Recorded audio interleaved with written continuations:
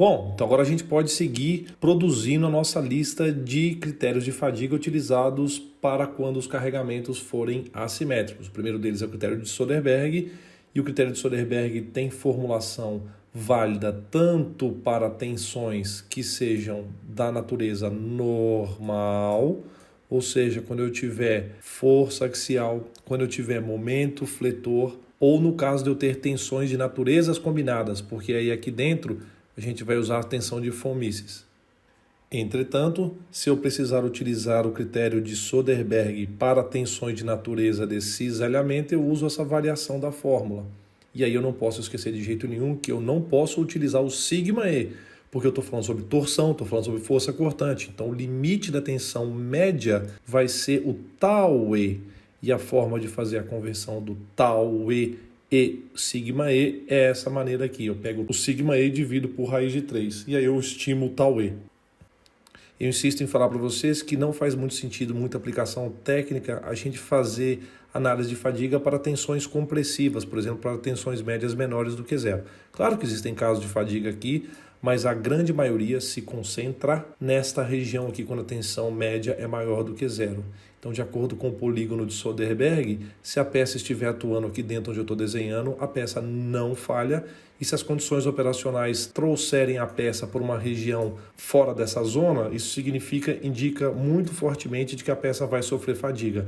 Então, o coeficiente de segurança, que a gente coloca o índice S para identificar que é o critério de Soderberg, ou G de Goodman, e aí o Gerber a gente escreve GR, não é? Aqui nessa região o coeficiente de segurança de Soderberg vai ser menor do que 1, indicando que a peça tem fadiga. E não se esqueçam, se a peça sofrer fadiga, a gente tem que automaticamente calcular e estimar quando a peça sofre fadiga.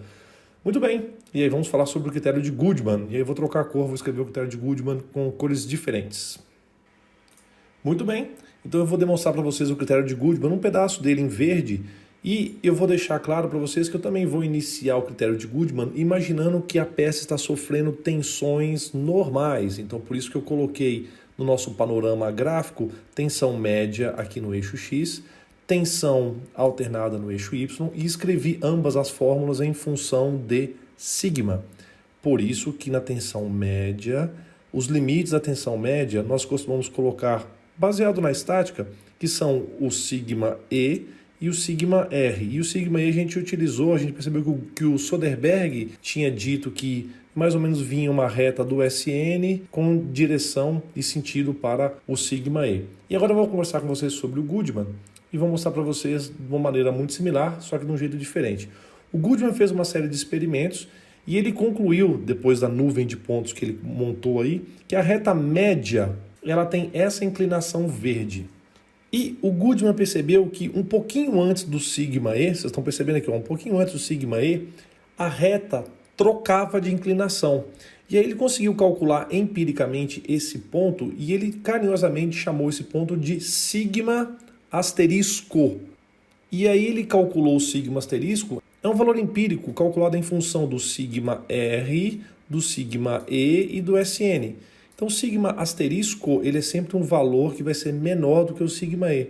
E aí o Goodman percebeu que a partir desse ponto em diante havia uma inclinação da reta. E aí a reta mais ou menos ia direto desse ponto até o sigma R. Por se tratar de um critério que tem duas regiões delimitadas por duas retas cujas inclinações são distintas, porque a gente tem essa região verde e a gente tem essa região aqui, salmão, não sei que cor é essa, laranjado, laranja escuro, alguma coisa assim. Por conta dessas duas regiões serem diferentes, a gente vai ter dois critérios de fadiga de Goodman. Um dos critérios se aplica quando a tensão média for menor do que a tensão asterisco. Então a gente tem a formulação verde para essas situações. Por isso que quando você for aplicar o critério de Goodman, isso vai estar escrito no enunciado, você vai calcular a tensão média e vai comparar com a tensão asterisco, que você também tem que calcular. Então, se você comparar a tensão média e ela for menor do que a tensão asterisco, essa é a formulação de Goodman. Então, ao comparar a tensão alternada atuante, ou seja, vamos supor que esteja dentro desses níveis aqui, eu comparo o nível, vamos supor que seja esse o nível que está atuando de tensão alternada, eu comparo esse nível com o seu limite, que é o SN, Vamos supor que a peça esteja operando nessa situação aqui, ó. Esse seja o ponto de operação. Aí eu comparo o nível de tensão média atuante com o limite, que é o σR. Então vamos supor que o limite é 100. Vamos supor que a tensão média atuante seja 20, ou seja, está tudo bem. Vamos supor que o limite aqui dinâmico seja o SN, o limite de resistência à fadiga seja 80. Vamos supor que a tensão atuante aqui, ó, alternada seja 35. Então tá tudo bem, eu quero que esse valor dividido por esse, mais esse valor dividido por esse sejam menores do que 1 sobre o coeficiente de segurança. Então esse é o mesmo conceito do critério de Soderbergh, se aplica ao critério de Goodman. Só que essa fórmula só vale para casos que a tensão média for menor do que a tensão asterisco, que é calculada através dessa fórmula. Por sua vez, você vai ter que fazer a comparação, você vai ter que calcular o sigma asterisco. Se a tensão média for maior do que o sigma asterisco, a inclinação da reta troca, portanto tem uma fórmula diferente. E a fórmula é a seguinte: se a tensão média for maior do que a tensão asterisco, basta que você some a tensão alternada com a tensão média e faça a imposição que ela seja menor ou igual ao sigma E sobre o coeficiente de segurança de Goodman. E o conceito matemático é o mesmo. Para que não haja fadiga, o coeficiente de segurança tem que ser maior ou igual a 1. O mesmo conceito, o mesmo panorama se aplica caso a peça esteja sujeita à tensão de cisalhamento causada por torque ou por força cortante ou pela soma das duas. Ou seja, tem uma peça que tem ao mesmo tempo força cortante e torque. Basta que a gente troque tudo que está escrito em sigma para tal. E aí vem a mesma situação. A gente sabe converter o sigma E para o tal E. E aí, como é que eu faço para fazer para o sigma R? Mesma coisa. A gente pega o formulário e aplica essa conversão, que o tal R vai ser 80% do sigma R. E aí o nosso formulário fica um pouco mais completo, porque agora a gente tem critérios de fadiga tanto de Goodman quanto de Soderbergh. Eu vou sempre avisar para vocês no enunciado qual utilizar.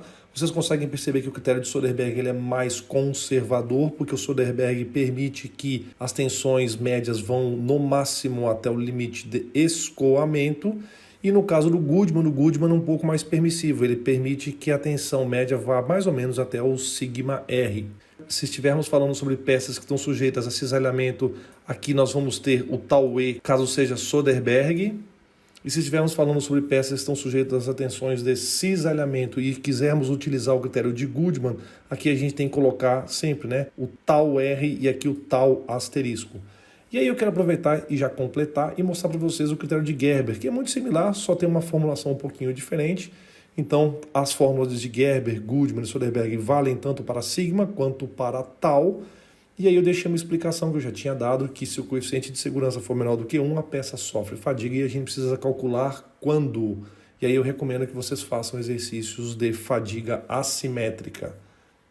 E na próxima videoaula eu vou te apresentar um outro modelo de previsão de vida, caso o coeficiente de segurança seja menor do que 1. Eu digo um outro porque você já conhece a formulação de Baskin. Então até daqui a pouco de novo.